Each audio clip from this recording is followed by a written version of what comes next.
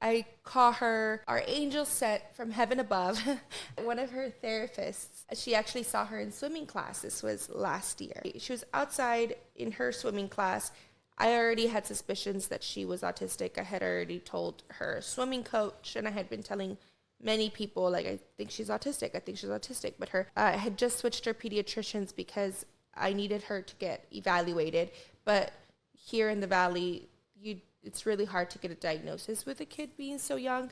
So the pediatrician I had gone to her appointment wasn't going to be until September. This was in July, and I needed to get mosquito spray. I went to my car to get mosquito spray. In the 2 minutes it took for me to get that mosquito spray, there was a lady outside talking. I see her talking to the swimming coach, and I just see the swimming coach nodding her head. And this lady comes up to me, and she's like, "So I hear you think your daughter has autism." And I'm like, "Yes." And she's like, "I think your daughter has autism. Let's get you started on looking for that diagnosis so you can get her in therapy fast." So 2 minutes of this lady looking at my daughter, she didn't know her. She had never seen her in her life. She right away knew that Elena was autistic. That's how obvious it was to her. This lady has been doing it for many, many years. She was able to spot it right away. So Elena qualified for therapy.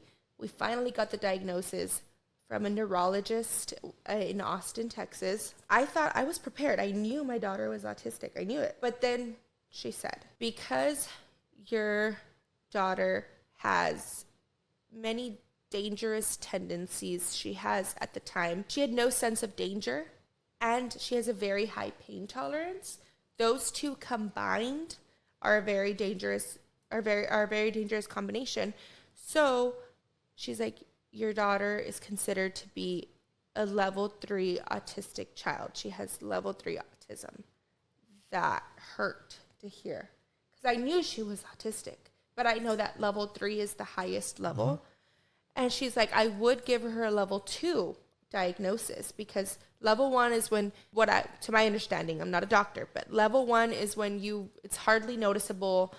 They'll go along. Usually they won't notice it in childhood. They won't find out till they're adults, if they ever find out that they're autistic. Level 2 is when it's pretty obvious as a child, but it's more possible for them to live a quote unquote normal life eventually.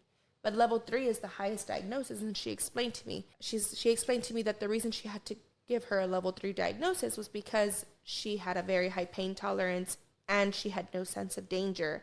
So she was always hurting herself. So that really hurt to hear when I found out. And I kind of had to keep myself composed. But when I finally got a chance to be alone, I just broke down, because I knew she was autistic, but I didn't realize that it was a level 3 diagnosis. Have you ever felt like this is going to be a big issue in my daughter's life? This is going to make a big impact. So actually, the neurologist and the therapist, because I did the therapist was another therapist that evaluated it, and I was also present. I got calmed down, even though it was a lot of emotion when I told me it was level 3 diagnosis.